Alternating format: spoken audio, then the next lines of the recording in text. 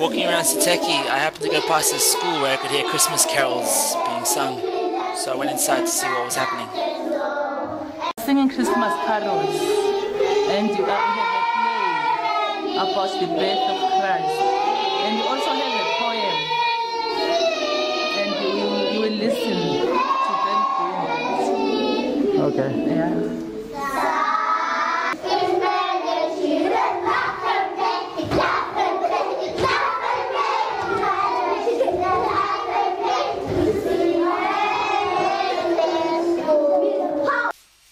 My first night in Swaziland, I stayed at Mabuda Farm, owned by Dr. Jonathan Pons.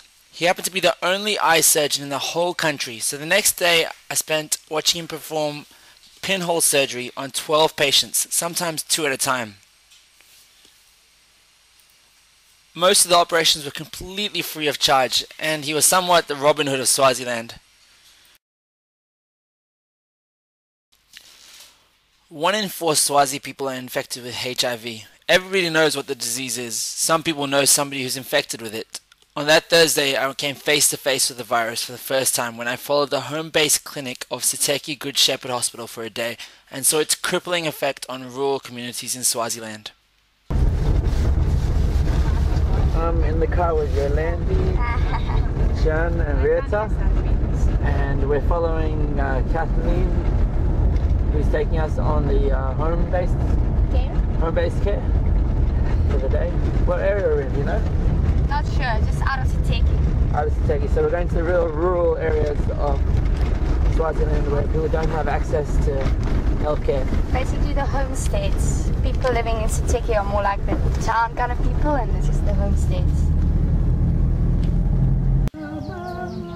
At the first household we got to, it became very clear to the doctors that somebody had died in the family because we saw this lady in the left of the shot wearing black and sitting under a tree. She was mourning the death of her husband who had died just a month earlier from AIDS.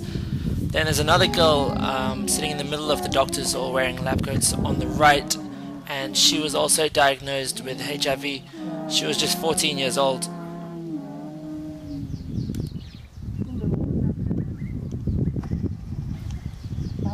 I promised myself I won't dwell on all the negative and sad stories that I've seen on my trip, but this girl was truly heartbreaking. When you held a stethoscope to her, it became very clear that she had a murmuring heartbeat, and without urgent surgery she would die in the next month. And it's safe to say that she didn't get that surgery. We're now experiencing the first of what I'm sure will be many flat tires along my trip.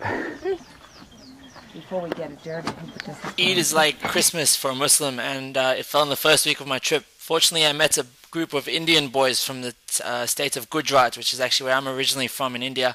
So they took good care of me on Eid day, and we actually sacrificed animals together. I'm here in Manzini. it's full of water. With my new Indian friends. Light. The night before party. I met this Italian woman on couchsurfer.com, and she was working for Red Cross, and she took us in and she stayed at her house for about 3 days and had a lot of fun. It was really good experience.